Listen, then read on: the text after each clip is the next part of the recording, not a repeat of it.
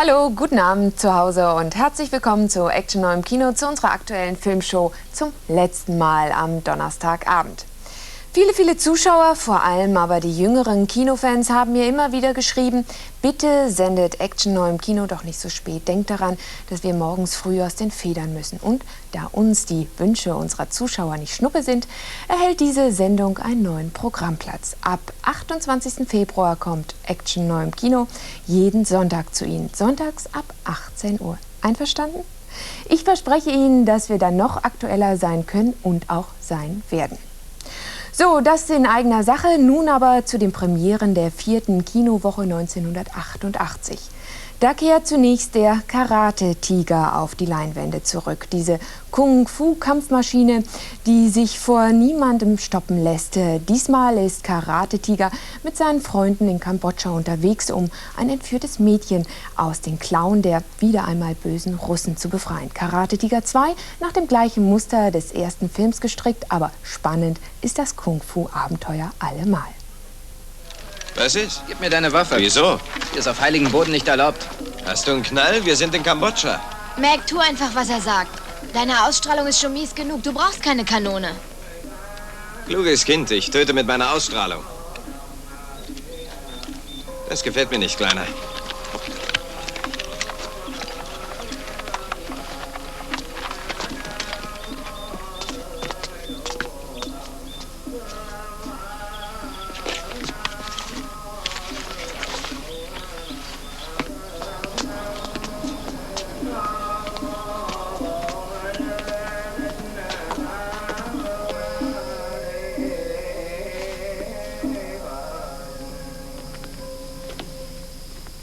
Glaubst du an Buddha? Tja, wissen Sie, Ist ein Froscharsch wasserdicht? Mac. Wir würden gern wissen, wo der Hauptzweig des Sanka River ist, von hier aus gesehen. Habt ihr euch verirrt? Wir suchen nach einem Freund. Ich verstehe. Wonach ihr sucht, liegt gern Sonnenuntergang. Ich werde euch den Weg zeigen. Kommt.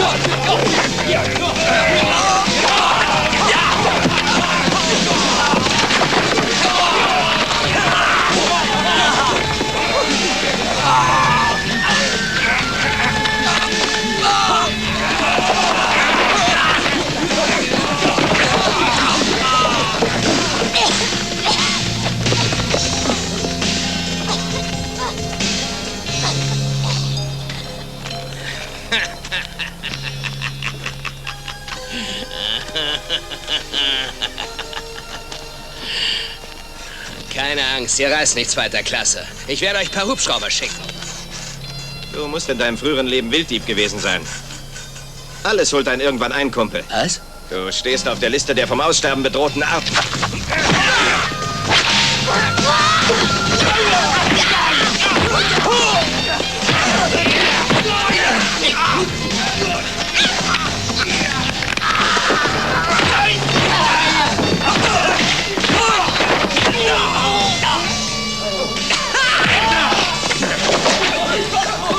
Los weg, das sind zu viele!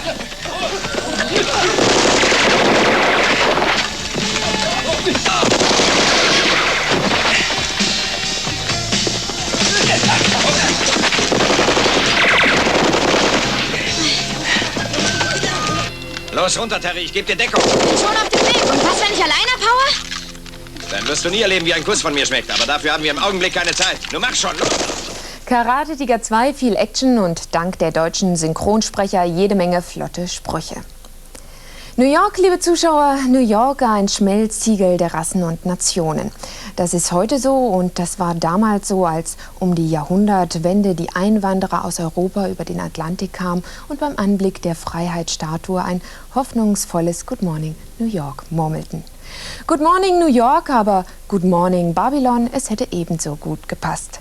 Good Morning Babylon heißt auch der erste amerikanische Film der italienischen Brüder Paolo und Vittorio Taviani. Eine Anspielung auf den Mammutfilm Intolerance des Stummfilmpioniers David Griffith. Der Streifen erzählt die Geschichte von zwei unzertrennlichen Brüdern, die ihre italienische Heimat verlassen, um in der neuen Welt ihr Glück zu suchen. Sie finden es ausgerechnet in Hollywood, das Glück und die Liebe dazu. Nicola und Andrea, wie die beiden Brüder heißen, verlieben sich in zwei Freundinnen. Good Morning Babylon, das ist eine poetische Fabel, so etwas wie ein Märchen, aber auch ein Stückchen Hollywood-Geschichte.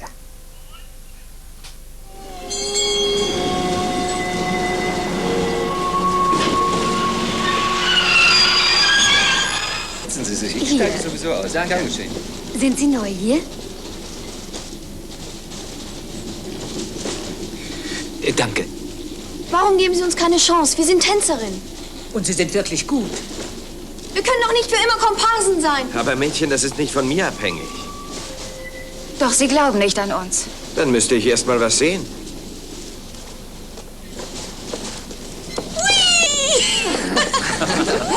Fabelhafte Vorstellung. Fabelhaft, sehr schön. Bravo! Sie sind also die beiden berühmten Baumeister? Ja.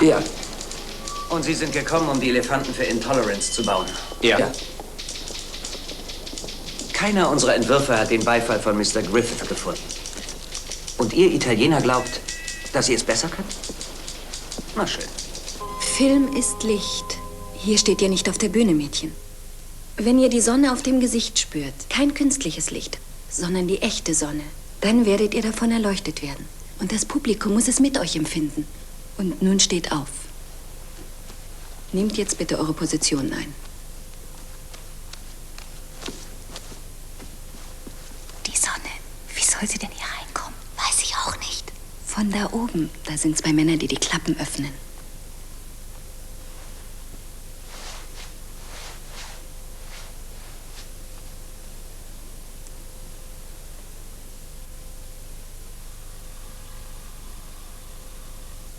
Alles bereit?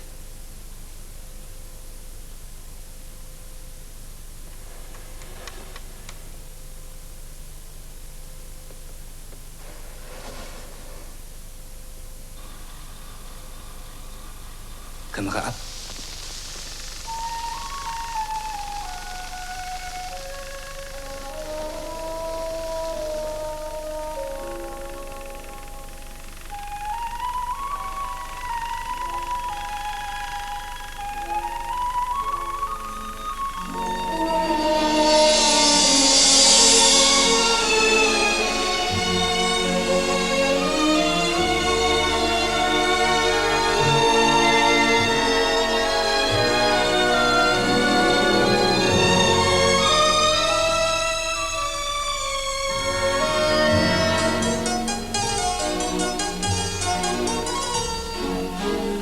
Andrea und Nicola geben sich die Ehre, Edna und Mabel morgen zum Mittagessen ins Vogelhaus einzuladen.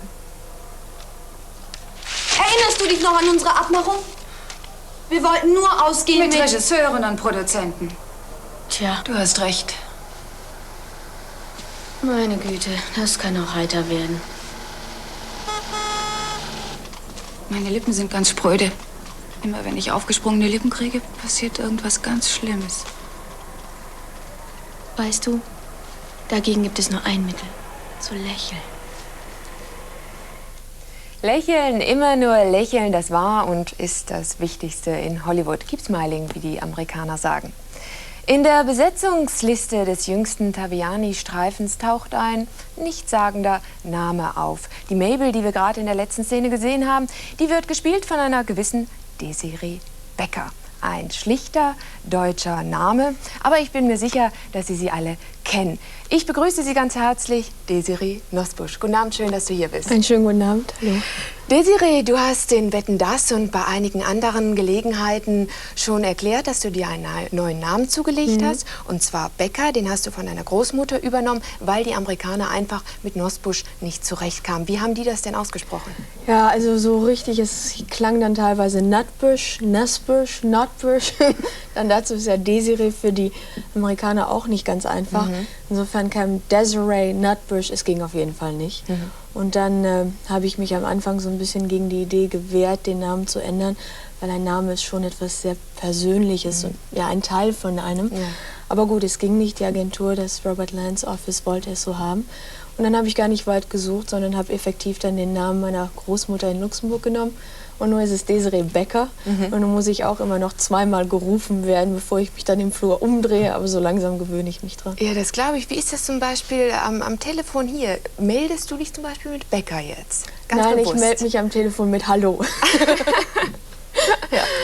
Also ist immer noch schwierig. Es ist schwierig. Ich meine, ich habe es jetzt sogar in meinem Pass stehen. Es steht also auf der zweiten Seite. Der Inhaber dieses Passes ist auch unter dem Namen Becker bekannt. Es ist schon eine Umstellung und ich glaube, also so unter Freunden, und das wird weiterhin Nosbusch bleiben. Es geht gar nicht Du bist anders. also nicht böse, wenn man dich als zum Beispiel im deutschen Fernsehen als Desiree Nosbusch Um Gottes ankündigt? Willen, nein, ich laufe ja doch seit 23 Jahren mit dem Namen rum und der wird auch bleiben. Es ist nur so, dass ich jetzt versuche, was die Schauspielerei angeht, was die Filme angeht, dass es eine Linie bekommt und nicht eben jetzt Good Morning Babylon, weil er über Amerika zu uns kommt, als Becker rauskommt und dann im April der neue Film, dann Adam als Desiree Nosbusch wieder.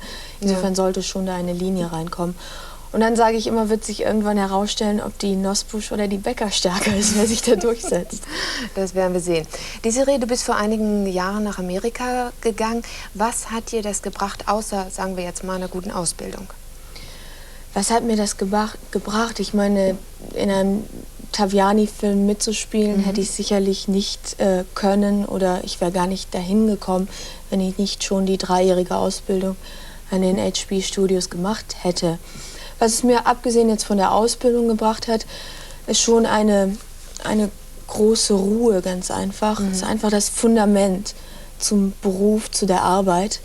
Und man bekommt schon, wenn man in Amerika zur Schule geht, zur Schauspielschule geht und einfach die Resultate auch von guten Ausbildungen und harter Arbeit direkt vor der Haustür hat. Man braucht nur an den Broadway zu gehen und schon, wenn man mal so einen schlappen Moment hat, und schon ist man wieder voll motiviert und weiß, wofür man jeden Tag da in der Schule versucht, das Bein einen Zentimeter höher zu kriegen und die Rolle noch einmal zu proben. Und einfach eine Ruhe, dass es für einige länger braucht, bis sie irgendwo ankommen. Für einige geht es schneller, dass wenn man eine Rolle nicht bekommt, trotz Vorsprechens, dass es nicht unbedingt bedeutet, weil man nicht gut ist, sondern weil man in dem Augenblick nicht der Richtige an der richtigen Stelle ist. Dass einfach verschiedene Konstellationen zusammenkommen müssen. Insofern ganz einfach eine große Sicherheit für, sagen wir mal, das berufliche Leben. Ist es zum Beispiel auch einfacher, Anschluss ans internationale Filmbusiness zu bekommen? Also wird man da auf irgendwelche Partys eingeladen und dann lernt man den Regisseur kennen und der Produzent sagt, ach, aber dich könnte ich für diese Produktion brauchen? Also das ist immer das, was ich hier gefragt werde bei uns. Und ich kann nur sagen, ich habe es so auf die Art und Weise in New York und jetzt auch in Los Angeles, also in Hollywood, nicht erlebt. Es hat schon seine ganz professionellen Wege und Regeln. Das heißt, erste Voraussetzung ist, man bekommt eine Agentur, was auch sehr professionell zugeht. Man muss vorsprechen bei mehreren, muss hartnäckig bleiben und irgendwann, wenn man Glück hat, wird man dann von einer Agentur, wie die so schön sagen, signed, also unter Vertrag genommen. Entschuldige mal, wie macht man sich dort auf sich aufmerksam? Es ist ja ein riesengroßer Markt, es sind viele gute Schauspielerinnen da, die die Rollen bekommen. Es gibt, weiß Gott, viele und es gibt viele arbeitslose Schauspieler in Los Angeles, die alle sehr, sehr begabt sind. Ja, es gibt mehrere Wege. Der normale Weg ist, man muss in Amerika ein Resume-Picture haben, heißt das. Das ist ein Schwarz-Weiß-Foto von einem selbst und hinten drauf der Lebenslauf. Also Ausbildung, welche Erfahrungen man hat, welche Filme man gemacht hat. Die Arbeiten so aufgelistet. Und normalerweise ist es so, dass man diese Resümee-Bilder an die verschiedenen Agenturen ausschickt und erhofft, dass man irgendwann dann irgendwas von denen hört, angerufen wird, um dann vorbeizugehen und vorzusprechen. Und ich muss ganz ehrlich sagen, ich habe ganz einfach frech wie ich war oder bin, aus einer Telefonzelle unten am Sunset angerufen, habe gesagt, ich bin aus Europa, ich bin gerade da. Nun muss ich auch sagen, das kam aus einer Kann ich mal nicht schnell vorbeikommen? Ja, aus einer gewissen Naivität heraus. Ich war gerade zum ersten Mal in Amerika und wusste noch nicht so richtig, was es bedeutet, eine Agentur zu haben und wie schwer es ist, da reinzukommen. Und ich glaube, das war mein Glück. Und die muss wohl, die Marion Rosenberg am anderen Ende der Strippe, so perplex gewesen sein, dass sie sagte, ich habe sie also versucht zu überzeugen, dass sie mich unbedingt sehen muss. Und hat gesagt, okay, kommen Sie um 3 Uhr vorbei. Und dann bin ich vorbei. Gut, dann konnte sie mir ja auch nicht sehr viel sagen, weil sie mich auch nicht kannte. Sie sagte nur, das war noch vor meiner New York-Zeit, wenn Sie irgendwann dann mal in New York sind, weil ich erzählte, ich möchte da gern zur Schule, dann rufen Sie in der Hauptagentur, dem Robert Lance Office an. Das ist in New York und vielleicht kann man dann was für Sie tun. Und das habe ich dann auch gemacht. Und man konnte.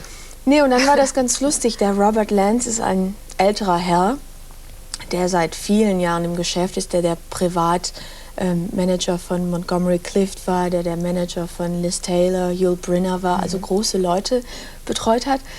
Und der hat mir dann auch einen Termin gegeben, haben wir nett unterhalten, mehr aber nicht, und ließ mich dann alle ungefähr 4-5 Monate zu sich kommen. Ja.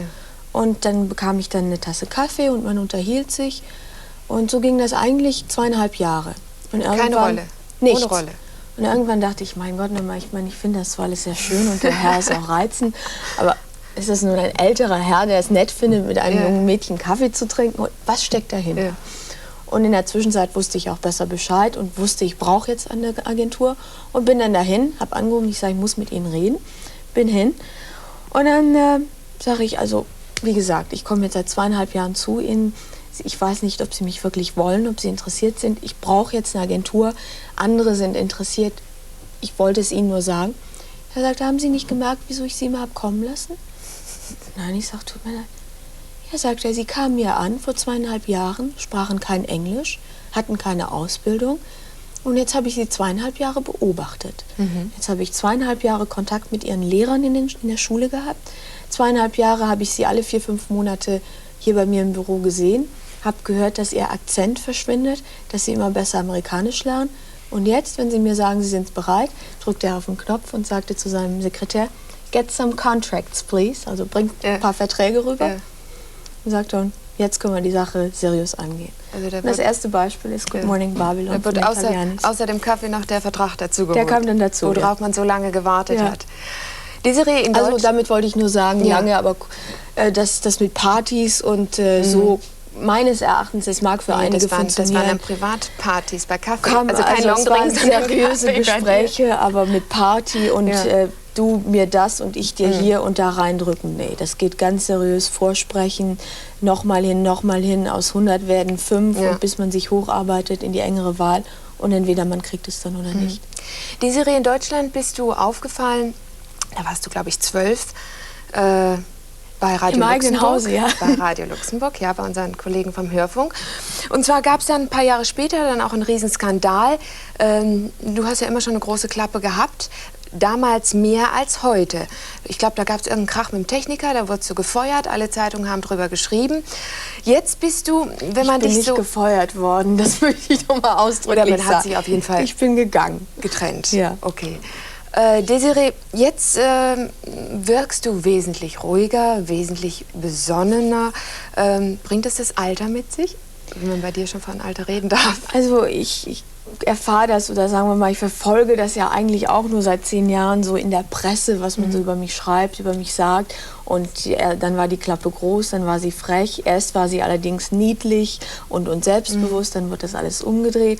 Und nun, ich weiß nicht, nun seit 1-2 Jahren ist man der Meinung, ich sei nicht mehr so frech und die Klappe sei nicht mehr so groß.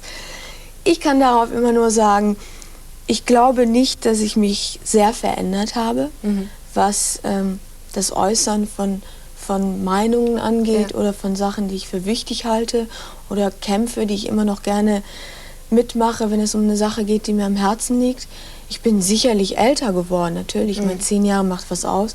Und es wäre schon sehr traurig, wenn ich mich in den 10 Jahren nicht entwickelt hätte und sicherlich gelernt hätte, dies oder jenes anders zu formulieren, anders zu sagen, sodass vielleicht bei den Leuten nicht unbedingt sofort die Klappen runtergehen, sondern sie mir vielleicht noch zuhören. Aber was die Ehrlichkeit angeht, für die ich immer mich eingesetzt habe, ich versuche es nach wie vor. Es ist nach wie vor der einzige Weg oder die einzige Art und Weise, wie ich in diesem Beruf arbeiten möchte und auch kann, weil das alles andere widerstrebt mir. Ich bin älter geworden, aber ich glaube nicht, dass ich mich wirklich groß verändert habe. Good Morning Babylon, dieser Film ist dein erster größerer Film. Du hast ihn gedreht mit den Taviani-Brüdern. Was ist anders daran? Du hast das auch öfter betont, es ist mein erster größerer Film. Ist da ein großer Unterschied in der Arbeit? Wenn man also zum Beispiel, du hast angefangen zum Beispiel mit einem Wolf Gremm zu filmen. Ja, na, sagen wir mal, der Unterschied ist für mich einfach groß darin gewesen, dass ich alle Filme, die ich ja doch vorher gemacht habe hier bei uns, die sehr wichtig für mich waren, tolle Arbeiten auch mit Wolf Gremm waren, bis sicherlich vor einige Ausnahmen, gut, waren Filme, wo ich als Desiree Nosbusch von einer aus dem Fernsehen bekannt, als Musikbox-Moderatorin genommen wurde, weil eine gewisse Ähnlichkeit zwischen mir, sagen wir mal, und der Rolle, die gerade gebraucht wurde oder da und war. Und du sicherlich auch eine gewisse Prominenz hattest. Eine gewisse Popularität da war und ich ja nun als Schauspielerin keine Vergangenheit und keine Ausbildung hatte, genommen wurde, da reingesteckt wurde und es funktionierte dann mehr oder weniger gut, je nachdem. Und das ist ja eine Rolle, die ich bekommen habe als Desiree Becker, ohne Vergangenheit einer Desiree Nosbusch auf den Schultern, ausgewählt aus 500 Mädchen in Los Angeles, vorgesprochen habe, in die engere Wahl gekommen bin und von Taviani-Brüdern für einen, sagen wir doch, historischen Film, der die Geschichte irgendwo des Kinos erzählt, ausgewählt wurde für die Rolle der Mabel. Und das war so witzig, die Tavianis waren vor 2 Tagen in Köln, wir waren zusammen bei den Botschafter und dann sagte der Vittorio zu mir, Desiree, du bist sehr bekannt hier in Deutschland, das wusste ich ja gar nicht. Alle haben mich immer gefragt nach Desiree Nosbusch und wieso ich dich genommen habe und ob du denn Schauspielerin, und ich konnte immer nur, ob Fernsehen und Schauspielerei, ich konnte immer nur antworten, für mich ist sie nur eine gute Schauspielerin. Alles andere interessiert mich nicht und da weiß ich auch nichts von. Und das freut mich doch sehr. Okay, und diese gute Schauspielerin, wie die Tavianis sagen, die wollen wir uns jetzt noch mal anschauen. Hier noch ein paar Ausschnitte aus Good Morning Babylon. Und den haben Sie wirklich gemacht? Nein, das glaube ich nicht. Der ist einfach viel zu schön.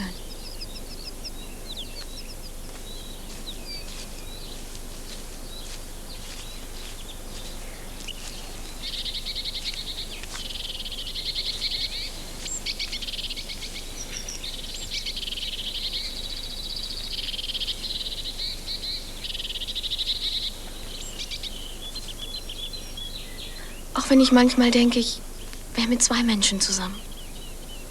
Weißt du, wir sind auch Freundinnen, Edna und ich, aber das ist ganz anders. Bei euch beiden ist das viel stärker. Ihr seid ständig zusammen. Seid euch fast gleich. Keiner kommt ohne den anderen aus. Es waren glückliche Tage. Edna und Mabel machten uns mit ihren Freunden bekannt. An einem Sonntag kamen sie uns im Wald besuchen. Sie waren aus allen Teilen der Welt zusammengekommen und wollten hier Filme drehen. Von ihnen wollten wir erfahren, ob unser Elefant würdig wäre, um Griffith vorgestellt zu werden. Weißt du, Nicola, der Elefant ist ein bisschen zu grau. Ein Elefant ist nun mal grau, das ist ganz natürlich. Natürlich für das Auge des Menschen, aber nicht für das der Kamera. Wenn das Licht besser wäre, würde ich eine Probeaufnahme machen. Ich habe die Kamera dabei. In 3 Stunden wird es Tag. Die Sonne geht gleich auf. Warten wir doch auf den Sonnenaufgang. Oh ja, fantastisch. Warten wir noch, Sean. Ich habe noch nie einen Sonnenaufgang im Wald erlebt. Wenn ich eine Probeaufnahme mache, dann soll sie auch perfekt sein. Die beiden Italiener. Sie haben eine Missgeburt geboren. Nein, es ist ein Meisterwerk.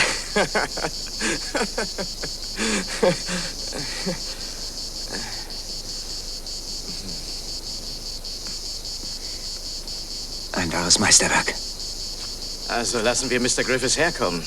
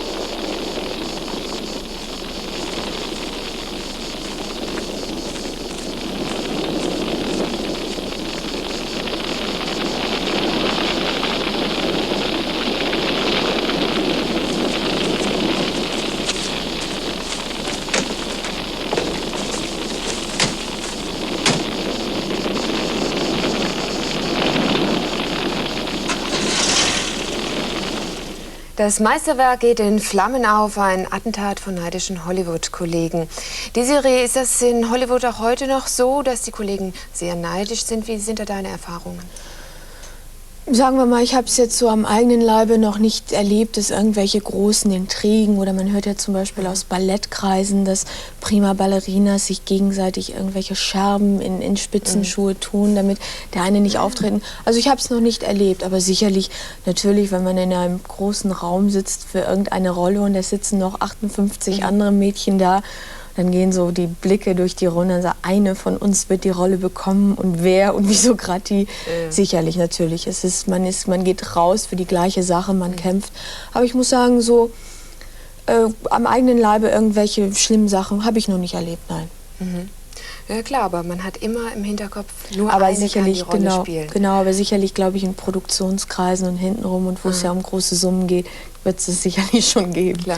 Bei uns, liebe Zuschauer, kann auch nur einer gewinnen und ich hoffe, die anderen Zuschauer, die uns die richtige Lösung geschickt haben, aber die trotzdem leer ausgehen, die sind nicht neidisch. Wir kommen nun zur Auflösung unseres Filmrätsels aus der vergangenen Woche.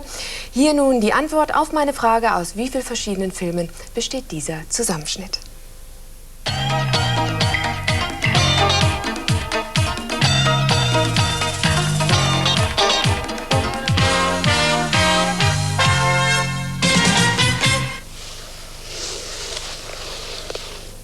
Sir. Was ist? Nehmen wir das nicht zu wörtlich. Nein, Sie Trottel, wir führen nur einen Befehl aus. Wir sollen die Wüste durchkämmen, also durchkämmen wir sie. Habt ihr schon etwas gefunden? Bisher noch nicht, Sir. Wie sieht's bei euch aus? Nicht das Geringste, Sir. Und bei euch, Jungs? Wasser. Meine Lippen brennen. Weil sie sich sehnen nach dir. Guter Song. Und bei euch, Jungs? Hier gibt's nicht mal Scheiße, Sir!